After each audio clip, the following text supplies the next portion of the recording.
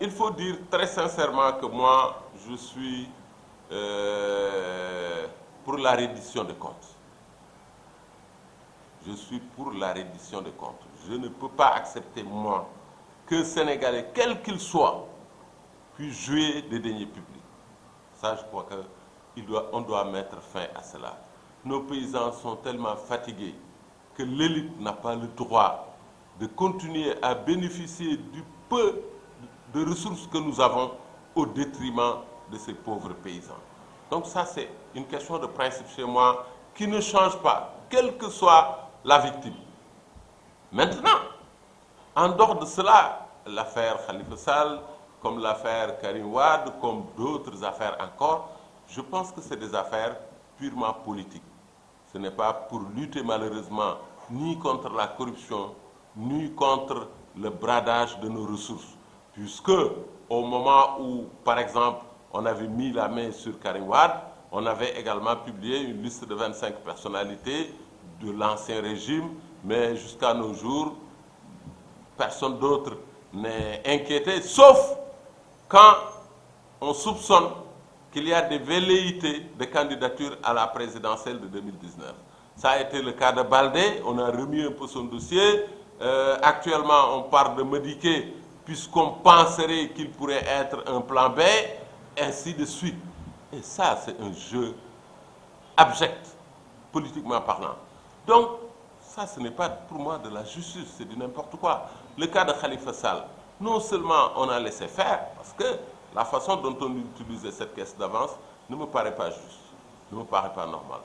Il fallait arrêter ça. Et tout le monde le savait. Malheureusement, on a laissé faire jusqu'au moment où Khalifa a eu des velléités d'être candidat à la présidentielle de 2019. Hop, on soulève ce dossier pour en faire véritablement un grand cas judiciaire. Je pense que c'est une manière de se jouer du peuple sénégalais. Et il faut arrêter cela. Ça, c'est un cirque qu'il faut arrêter. Moi, je pense que l'État doit être sérieux dans ce qu'il fait. Le frère du président, Alioune Sall, a été accusé d'avoir dilapidé les fonds du pays. Tout le monde l'a entendu. Nafi Ngom Keïta de l'OFNAC à l'époque avait même introduit le dossier, mais qu'est-ce qui s'en est suivi? Jusqu'à présent, rien. Il y a d'autres personnalités appartenant au régime de l'APR qui sont accusées de fraude et de ceci et cela, mais jusqu'à présent, rien n'a été fait à leur encontre. Donc, une justice qui marche comme ça n'en est pas une. Je pense que ce n'est pas ce que les Sénégalais veulent. C'est pourquoi je pense que l'affaire Khalifa Sall, effectivement, est une affaire très politique, c'est clair. Je suis sûr que si aujourd'hui Khalifa Sall acceptait de faire une déclaration sur l'honneur pour dire qu'il ne sera pas candidat en 2019, on trouvera une solution pour le sortir de prison. C'est ce que je confirme, c'est la preuve la plus évidente. Mais avant cela, moi j'avais écrit sur le départ de Karim Wade à l'époque, vers Qatar. J'avais dit que ceci est anormal, je ne comprends pas comment ça s'est passé. Je l'avais dénoncé et j'avais dit qu'aujourd'hui nous ne comprenons pas les dessous, mais un jour viendra où tout sera clair devant le peuple sénégalais. On est en train véritablement de se jouer du peuple. Moi je crois que l'argent que l'on dépense dans ces procès est presque de l'argent volé. Parce que ce ne sont pas des procès, c'est des procès purement politiques.